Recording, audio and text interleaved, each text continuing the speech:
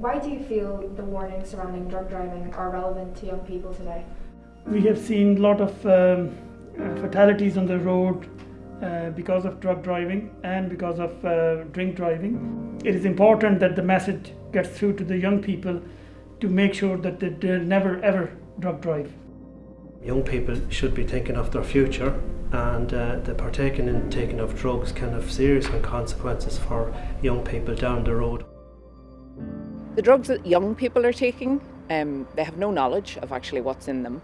They're usually street drugs, and people are taking these when they haven't already formed a good basis of driving in the first place. So when their judgment becomes impaired, when they're taking these drugs and they're put into situations that they haven't had experience of before, it only is going to lead to one thing, and that's going to be problems.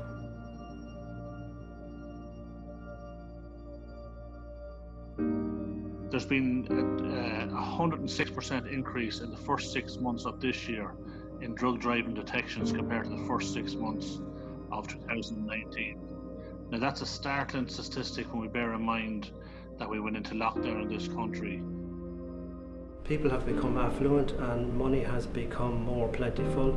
As a consequence, young people are getting involved in drugs. Obviously, driving licence is a big rite of passage for every young person, and every young person can't wait to get driving. But more and more, we're seeing young people being put off the road because they're being detected with drugs in their system when driving cars. The numbers are going up and they're frightening. Nowadays, when we have tested on the roadside for drug driving, in 68% of those drivers where the drug test was positive, cannabis was found in their system. So this is a worrying trend. We need to reverse this trend. Social media is such a massive thing now that people want to look good and everything else, so I'll just take a line of this or a smoke of that. But yes, young people are getting more and more involved. There's peer pressure, people are seeking that high, little bit of excitement and availability. There's a huge amount of availability that there wasn't in the past. Every drug affects the body in a different way, and every body affects the drug in a different way, which is something that we don't remember. It can affect your short-term memory, it can give you paranoia, and you may see things which are not really there. You can get mixed up with the reality and imagination. You can't separate both, which is called psychosis. So it's not safe to take cannabis and drive. Altered sense of colour, sense of time, and it's impairing their body movement. These are probably three of the main things that someone needs to be in control of a car, a mechanically propelled vehicle.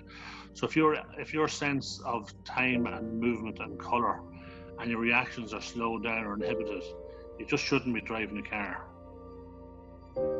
The equipment that the guards are currently using on the roads to test for drugs, it will test for the active ingredient, the THC, for 6 hours after taking it. But they would recommend you don't drive after taking cannabis for 24 hours. Cannabis, it can stay in your system and it can be detected by the roadside drug test within 2 to 3 days actually.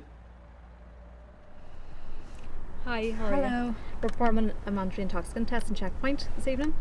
Okay, have you a driving licence, please? Yeah, I do. Thank you. Okay, I'm now going to give you the requirement under section 10(4)(b) of the Road Traffic Act 2010 to provide for me a specimen of your oral fluid to an apparatus designed to indicate the presence of drugs in oral fluid. Okay?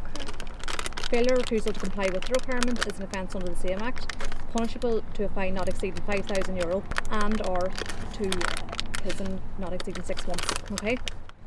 So I'm going to hand you this apparatus, okay, and I want you to swab it around your mouth, and when it turns blue at the bottom I want you to hand it back to me, okay? Okay.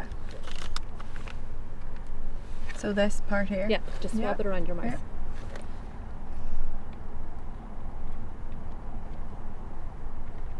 That's perfect. Thank you. I'm just going to put it into the drugs machine, okay? Okay. We have a machine called the Draeger 7000, and the machine after 9 minutes will analyse that stick with the saliva on it and will give you a positive or a negative reading for cannabis, cocaine, if that person has been taking any of the drugs.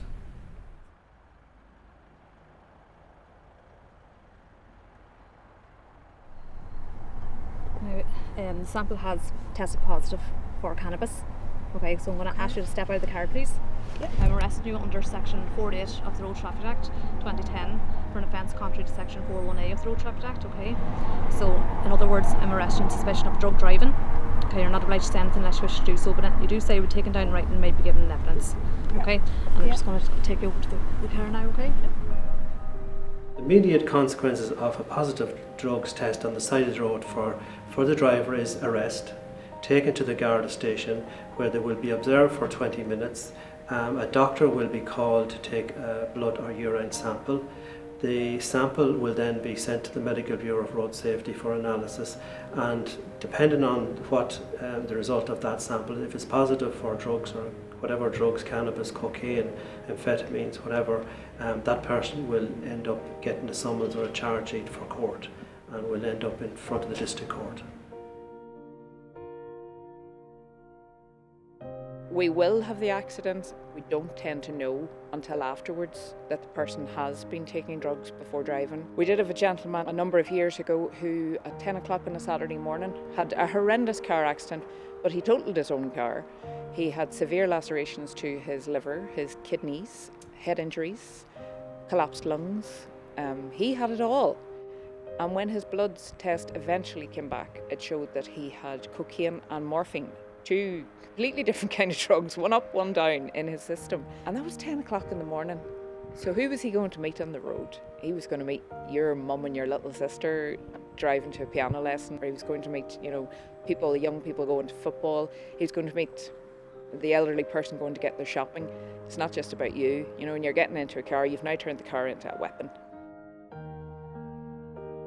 Well, these incidents are devastating, to be honest with you.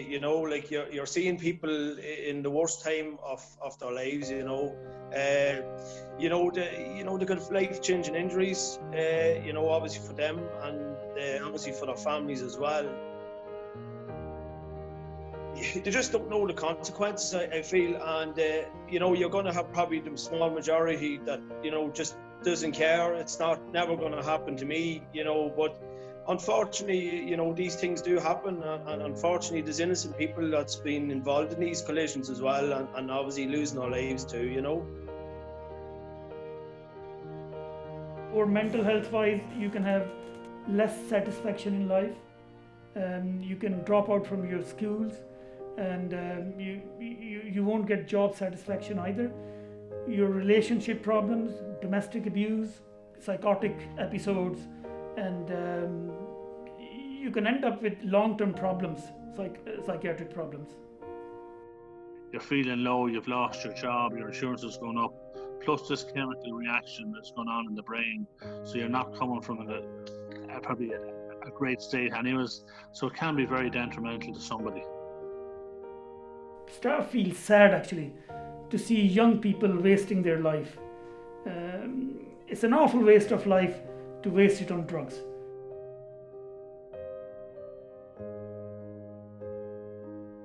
If you take long-term cannabis, then what you can get is that for younger people, their IQ can drop 8 points actually, and they can perform less well at school, and some of them can leave actually school altogether.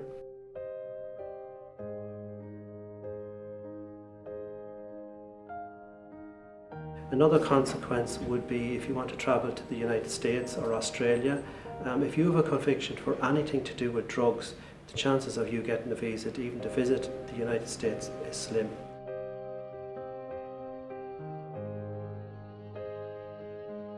If you have a conviction for drug taking in this country and you need Garda vetting, particularly for employment, it will come back and bite you.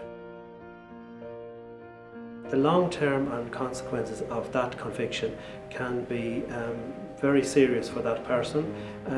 If they're looking to do teaching, anything to do with minding children, there will be Garda vetting, and that record of that conviction will come to fore. That will determine whether that person gets the job from the people that are looking to employ them. You think it's only going to be for the next 10-15 minutes. It's not. This is not just about now. You're taking that drug now. you're running the risk of murdering people. You're running the risk of hurting yourself, your friends, your family, and changing your life forever. And you cannot get that back. You cannot get that back.